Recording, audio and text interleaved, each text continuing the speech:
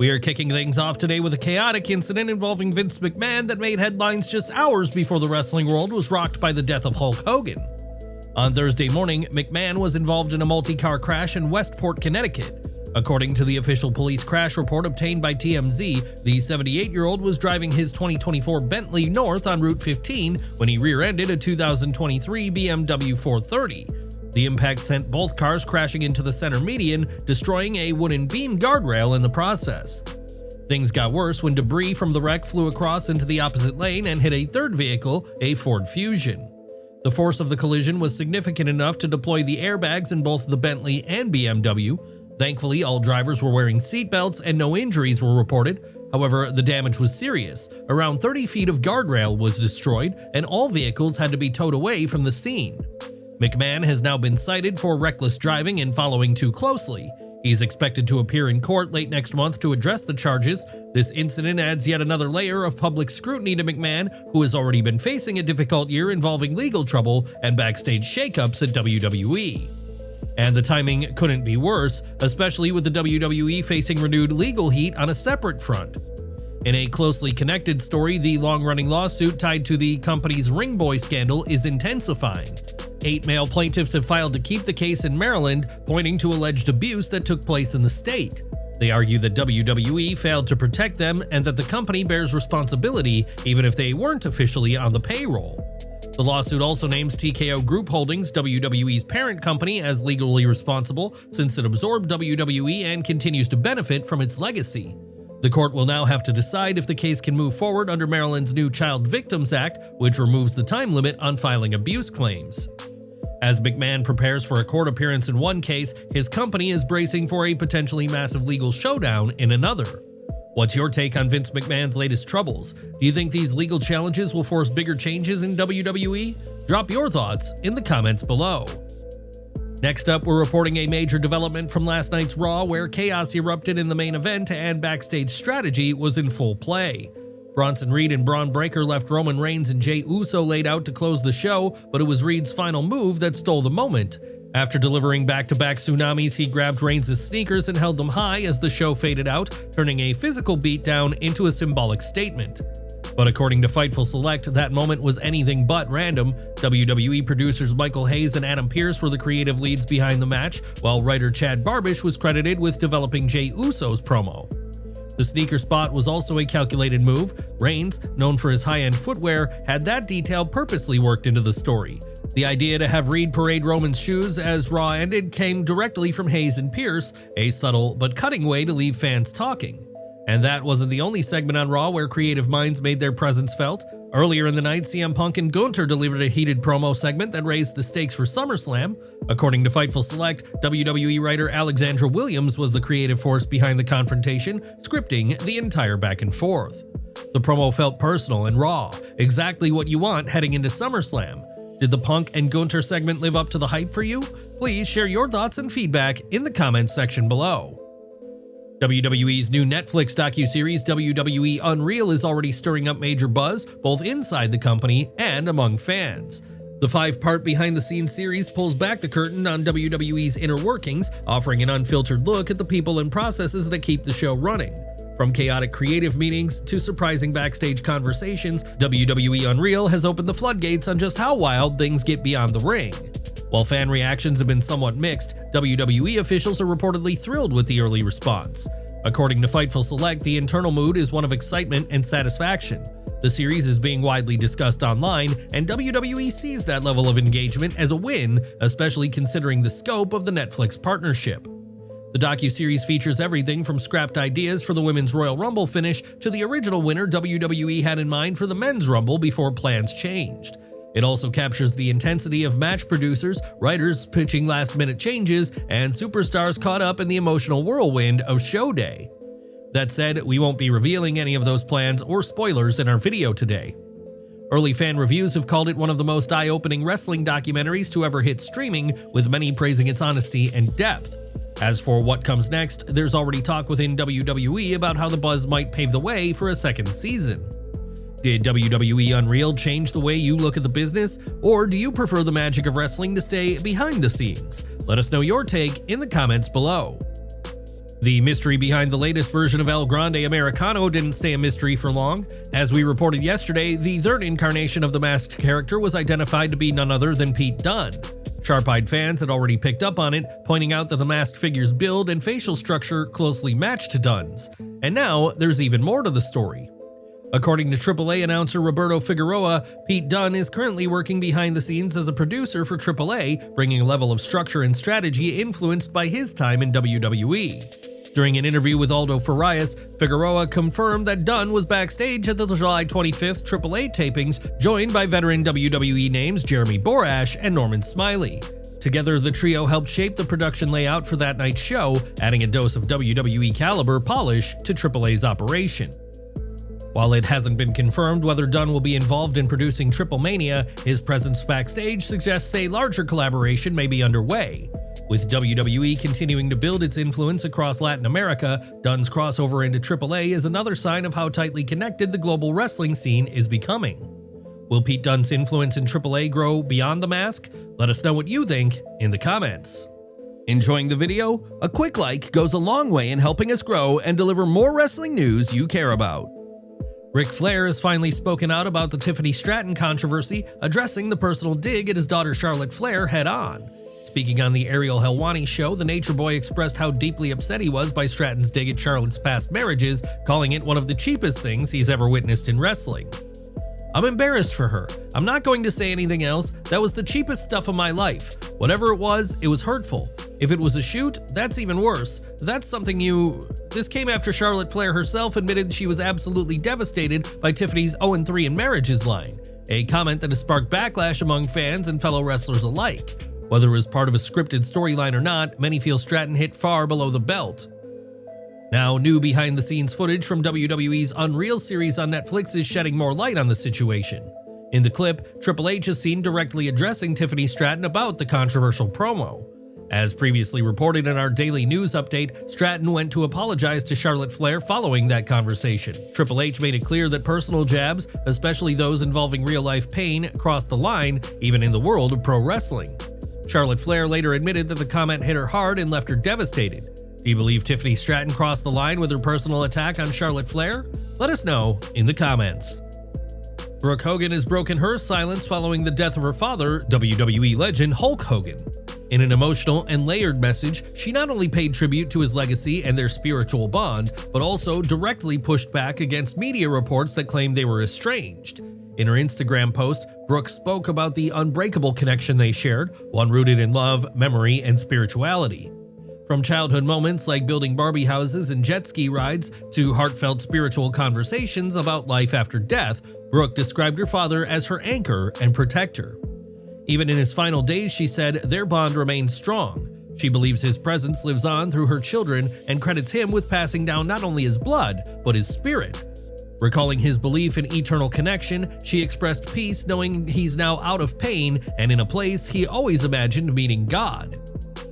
She ended her tribute by thanking fans for honoring his legacy, making it clear that Hulk Hogan's life and impact deserve to be celebrated forever. Alongside the tribute, Brooke also addressed a growing narrative in the media that she and her father had a major falling out before his passing.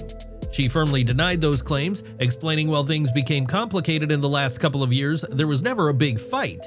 Instead, she described a series of private conversations between them, many of which were deeply vulnerable. She supported him through numerous surgeries and even relocated to Florida to be near him. Over time, however, she noticed a shift in his behavior, something she described as emotional distance and spiritual struggle. Despite that, she and her husband continued reaching out, trying to reconnect. Brooke also acknowledged the toll that Hulk's lifelong career took on his body, expressing sadness that he continued to be a business figure when she hoped that he'd finally rest. Still, she said she has no regrets because her love was constant and he knew it.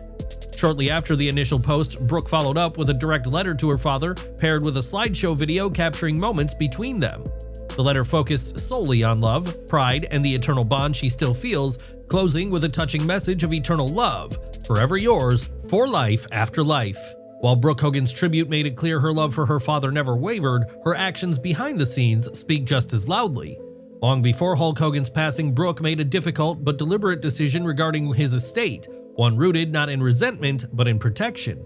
According to TMZ, Brooke asked to be removed from her father's will back in 2023.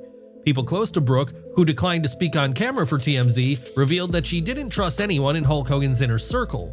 One insider said she didn't trust a single person around him, noting that Brooke had ongoing disagreements with her father over the people he surrounded himself with.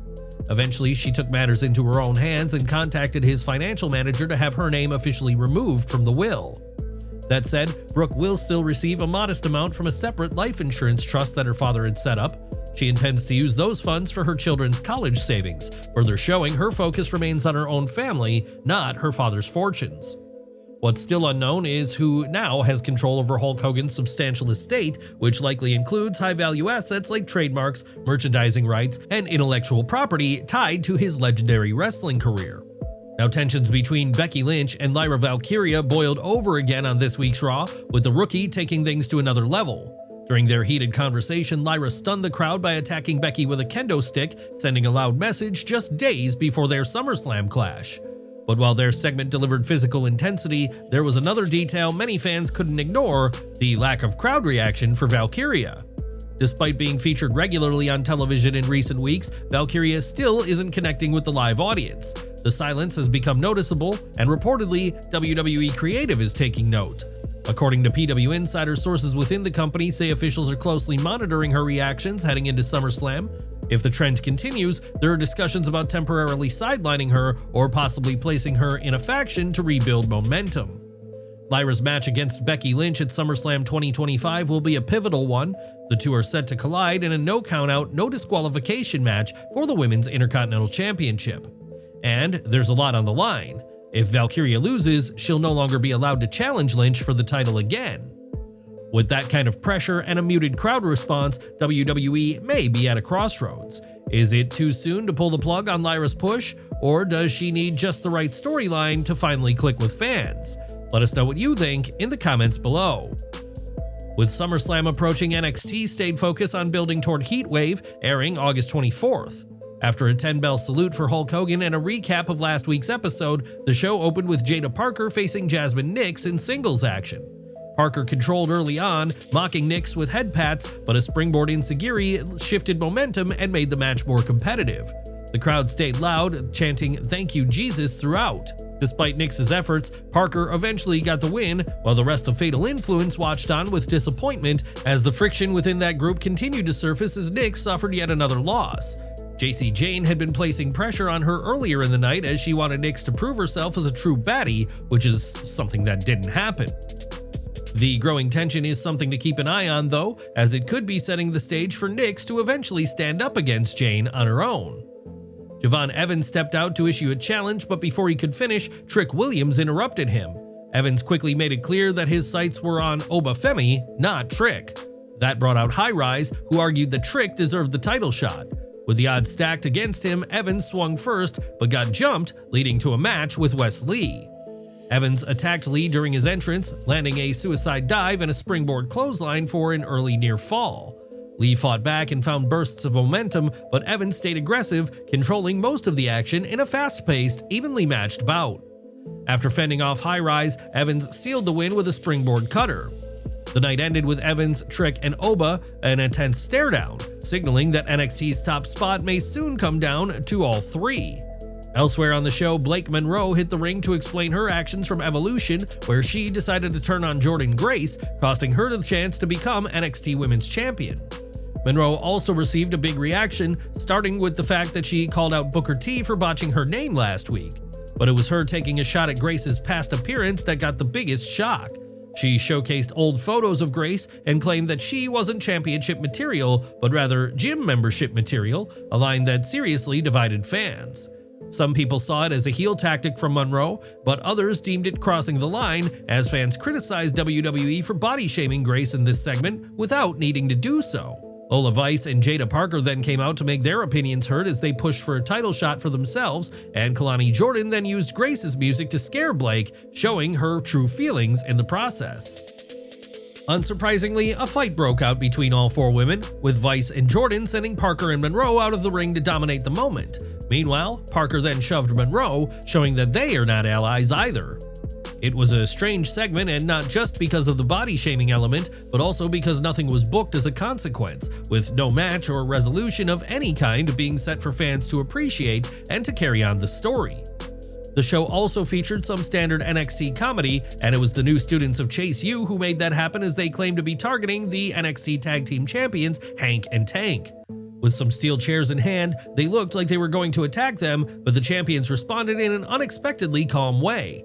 They revealed their respect for Andre Chase and instead gladly gave them a title shot next week, as long as they asked. Speaking of title shots, it was revealed that Shawn Spears has secured Tatum Paxley a Women's North American title match next week, although that decision didn't please Izzy Dane. There was obvious tension between the two women, as it was made clear that Izzy wants a shot of her own at the moment.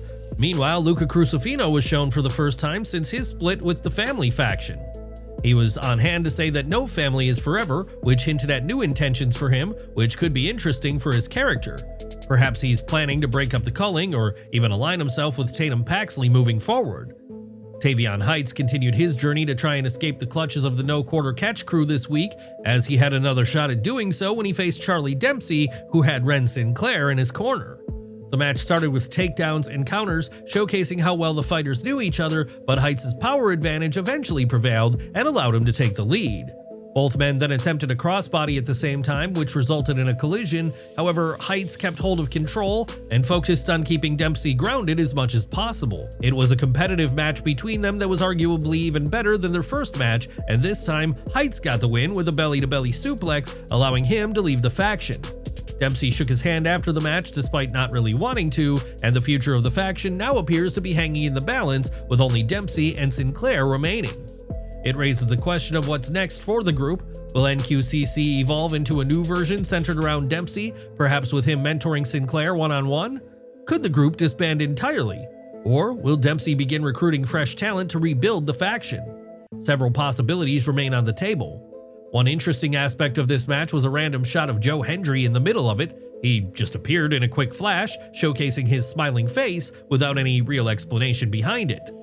Whether this is teasing his official transition to be a WWE superstar or setting up a storyline for the future is unknown, but it certainly got people talking. Fallon Henley was then in action, and she was joined by the rest of Fatal Influence as they waited for Lash Legend to make her entrance. However, once she did, Henley attempted to play some mind games with her that ended up backfiring.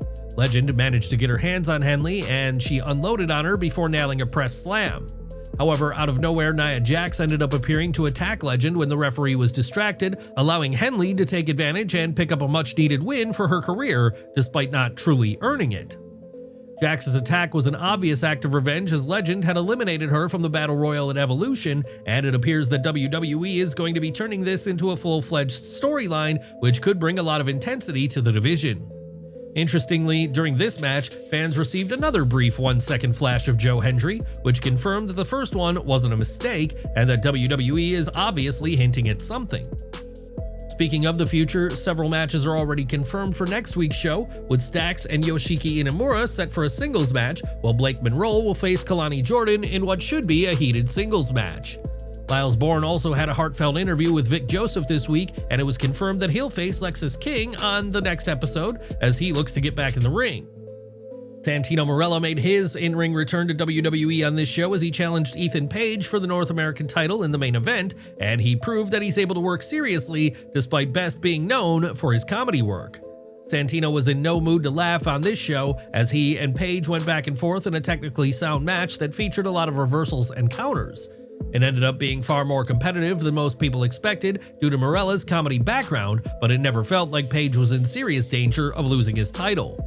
It was a match that was booked to give Page a win, while also allowing a veteran to have one last shot at glory, a scenario fans have seen before, such as when Jerry Lawler challenged The Miz for the WWE title. All Ego was able to retain his title in the end, but it was a lot of fun to see Santino back inside the squared circle, especially as he got to be more serious than most of his WWE appearances. However, that wasn't the end of the show, as NXT wasn't quite done. The event ended up going off air with Tony D'Angelo, who was shown in his restaurant. He revealed that he doesn't need to be called the Don anymore, as he confessed that times are changing without his family by his side, reflecting on his career and what he's done. That's when a mysterious figure entered the room, although their identity wasn't revealed. Instead, the show ended on a cliffhanger, leaving fans to wonder who it was. A major shadow loomed over D'Angelo in the moment though, which has fans speculating that it could be Omos or Jasper Troy who is the mystery person. Could it be the start of a new family, or has D'Angelo been written off for a possible main roster push? A former member of the family ended up being slapped this week in a backstage segment that saw Josh Briggs get attacked by Yoshiki Inamura, which led to Stax telling him that he can't depend on family. Inamura didn't take kindly to the advice as he slapped Stax, which led to Ariana Grace appearing out of nowhere to check on her boyfriend. However, his stunned reaction to her presence hinted that this might have been an off-script moment on Grace's behalf. We're ending today with the fact that country music sensation Jelly Roll was spotted in the crowd for tonight's episode of the show, with fans quickly pointing out that he was around. Jelly Roll has reportedly been training at the WWE Performance Center in the lead-up to his SummerSlam tag team match, which could be why he was in attendance. However, Jelly Roll's connection to the WWE Universe is continuing to grow, as fans wonder how big a role he'll have at SummerSlam.